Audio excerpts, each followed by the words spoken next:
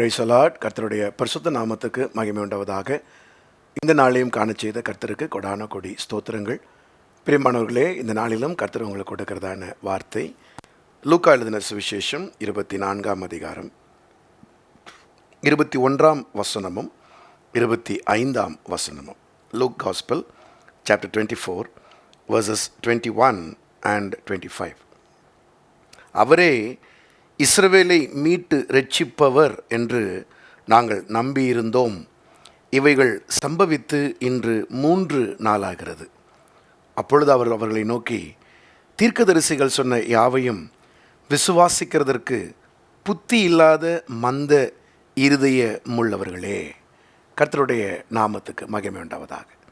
பிரியமானவர்களே, இந்த நாளிலும் கர்த்தர் உங்களுக்கு கொடுக்கிறதான வார்த்தை,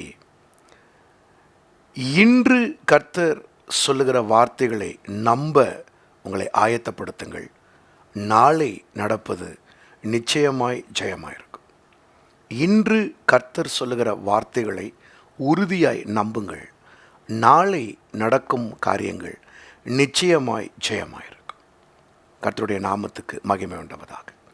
ஒவ்வொரு நாளும் நாம் தேவனுடைய வார்த்தையினால் நடத்தப்பட வேண்டும். இந்த நாளிலும் அந்த வார்த்தை தான் உங்களை நடத்துகிறது.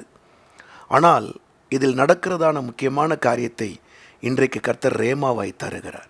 அது என்ன? இங்கு காணப்படுகிறதான அந்த காரியம், சொல்லப்படுகிற வார்த்தைகளை அந்த நாளில் நம்புவதற்கு நாம் ஆயத்தமாக முடியாத சூழ்நிலைகள் உண்டாகும். அதை நாம் நிச்சயமாய் தவிர்க்க வேண்டும். உங்கள் வாழ்க்கையில் இந்த நாளில் என்ன வார்த்தையை கர்த்தர் கொடுக்குறாரோ அதை இருதயத்துக்குள்ளே ஆழமாக அனுப்பி அதை நம்புங்க. இங்கு எம்மாவு சென்றதான 2 சீடர்கள் 7 மைல் தூரம் எருசலேமிலிருந்து, இவங்க இயேசு மரித்த பிற்பாடு, உயிர்த்தெழுந்த பிற்பாடு, இவர்கள் சொல்லப்பட்ட வார்த்தைகளை அவர்கள் சரியாக நம்பவில்லை. அதனால தான் அவங்க சொல்கிற வார்த்தையில் ஒரு வார்த்தை ரொம்ப அருமையான வார்த்தை. 21ஆம் வசனத்தில், அவரே இஸ்ரவேலை மீட்டு இரட்சிப்பவர் என்று நாங்கள் நம்பி இருக்கிறோம் என்று சொல்லலை, நம்பி இருந்தோம். இப்போ அவங்க நம்பிக்கை பாஸ்டன்ஸில் போயிட்டு, இறந்த காலத்துக்கு போயிட்டு நம்பி இருக்கிறோன்னு சொல்லணும். அப்போ தான் நாளைக்கு அந்த நம்பி இருக்கிற காரியம் உங்களுக்கு நடக்கும். ஆனால் அவங்க என்ன தெரியுமா சொல்கிறாங்க? அவர் தான் இஸ்ரவேலை மீட்கவரும் நம்பியிருந்தோம், இப்போ எங்களுக்கு ஹோப்பே இல்லை, நாங்கள் இப்போ அவிசுவாசி ஆகிட்டோம், எங்களுக்குள்ள விசுவாசமே இல்லை, நம்பிக்கையே இல்லை. அந்த ஒரு கிட்டத்தட்ட ஒரு மோசமான நிலவரத்தில் இவங்க இருக்கிறாங்க. அதனால தான் இயேசு கிறிஸ்து அவங்கள்ட்ட பேசும்பொழுது ஒரு வார்த்தையை சொன்னார். அதையும் நம்ம வாசித்தோம்.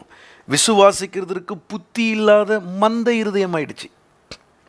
ஆனால் இந்த காலவேளையில் ஆண்டவர் உங்களுக்கு சொல்கிற வார்த்தை, ஒவ்வொரு நாளும் ஒவ்வொரு நிமிஷமும் ஆண்டவர் உங்களுக்கு சொல்கிற வார்த்தையை நம்பி இருந்தோன்னு சொல்லாதீங்க, நம்பி இருக்கிறோன்னு சொல்லுங்கள். நாங்கள் நம்பி இருக்கிற ஆண்டவரை, வி பிலீவ்டு சொல்ல வேணாம், வி பிலீவ். வி ட்ரஸ்டட் சொல்ல வேணாம், வி ட்ரஸ்ட். நாங்கள் இன்றைக்கி நம்பி இருக்கிற ஆண்டவரே, உங்கள் வார்த்தையை நாங்கள் நம்பிகிட்டே இருக்கிற ஆண்டவரே, ஒவ்வொரு நாளும் நம்பிகிட்டே இருக்கிற ஆண்டவரே, நிச்சயமாக நீங்கள் எங்களுக்கு நாளைய ஜெயமாக கொடுப்பீங்க. கண்டிப்பாக கர்த்தர் அதை செய்வார். இவங்க பாருங்கள், இந்த நம்பிக்கை இறந்த காலமாக ஆனதுனால இவங்க எருசலேமை விட்டு கால் நடந்துடுச்சு பாருங்கள். அடுத்த செயலும் நமக்கு அப்படி தான் இருக்கும். நம்ம எந்த இடத்துல நின்று ஆண்டவர்கிட்ட அந்த ஜெயத்தை வாங்கணுமோ, அந்த நன்மையை வாங்கணுமோ, இப்போ உங்கள் கால்கள் அங்கே இல்லை. இவங்க எருசலேமிலலாம் காத்திருக்கணும், எருசலேமிலலாம் போய் தங்கியிருக்கணும். இவங்க கால் பாட்டுக்கு இப்போ 7 கிலோமீட்டர் நடந்து வந்துருச்சு பாருங்கள். என்றைக்கு இருதயத்தில் நம்பிக்கை இழக்கிறோமோ, நாளைக்கு நடக்க போகிறத குறித்து தான நம்பிக்கை இன்றைக்கி நமக்கு இல்லையோ, அப்போ நம்ம கால்கள் என்ன செய்யணும்னா அவிசுவாசத்தை நோக்கி நடக்க ஆரம்பிச்சிடும். இப்போ நம்ம போகிற எம்மாவு ஊரில் ஒன்றுமே நடக்க போகிறதில்ல. இனிமேல் அவ்வளோதான், லைஃப் முடிஞ்சிருச்சு அவங்களுக்கு. ஆனாலும் கர்த்தர் கிருபை உள்ளவர். அவர்களிடத்தில் இடைப்பட்டு அவர்களிடத்தில் மறுபடியும் இந்த வார்த்தைகளை எல்லாம் திரும்ப சொல்லி அவங்கள உயிர்ப்பித்தார்.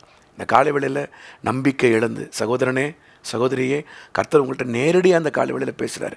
இவ்வளோ வார்த்தைகளை கேட்டு நீங்கள் சூழ்நிலையை பார்த்து நம்பிக்கை சுத்தமாக இல்லாமல் இருக்கிறீங்க பார்த்தீங்களா? நேற்று நம்பினேன், இன்றைக்கி என்னால் நம்ப முடியலன்னு இருக்கீங்க பார்த்தீங்களா? இன்றைக்கி நீங்கள் நம்புங்க, நம்பி இருக்கிறோம்னு சொல்லுங்கள்.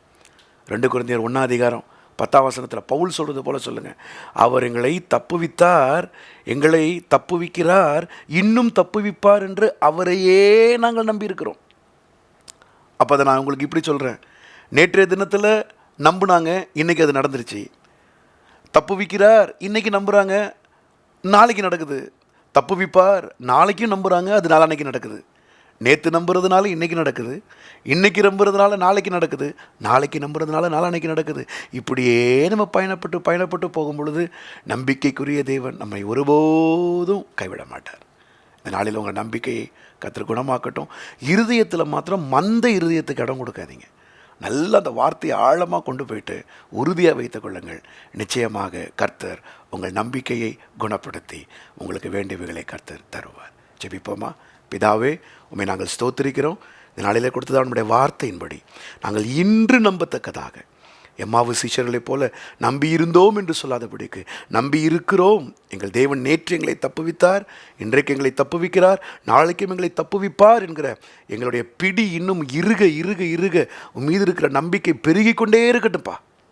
யாரெல்லாம் ஹோப்லெஸ் சுச்சுவேஷனில், நம்ப முடியாத சூழ்நிலையில் ஆண்டவரே தவித்து கொண்டு இருக்கிறாங்களோ, இந்த காலவேளை இந்த நம்பிக்கையை கர்த்தர் துளிர்விட பண்ணி நமக்கு ஸ்தோத்திரம் ஸ்தோத்திரம் ஸ்தோத்திரம். எங்கள் தேவனுடைய கரமுடைய பிள்ளைகளோடு இருந்து இந்த நம்பிக்கையில் அவங்க பலப்பட்டு ஜெயிக்கத்தக்கதாக உதவி செய்யுங்க. இந்த நாளில் அவங்களை எடுத்துக்கொள்கிற ஊழியங்கள், வேலைகள், தேவைகளில் கர்த்தருடைய கரம் இருந்து நடத்த வேண்டுமா நாங்கள் ஜெபிக்கிறோம். சகல துதிகன மகிமையெல்லாம் உமக்கு ஒருவருக்கே செலுத்துகிறோம். இயேசுவின் நாமத்தில் கேட்டுக்கொள்கிறோம் நல்ல பிதாவே. அமேன், அமேன், அமேன். God bless you. கர்த்தர் தாமே உங்கள் நம்பிக்கையை துளிர்க்க பண்ணுவாராக. அமேன்.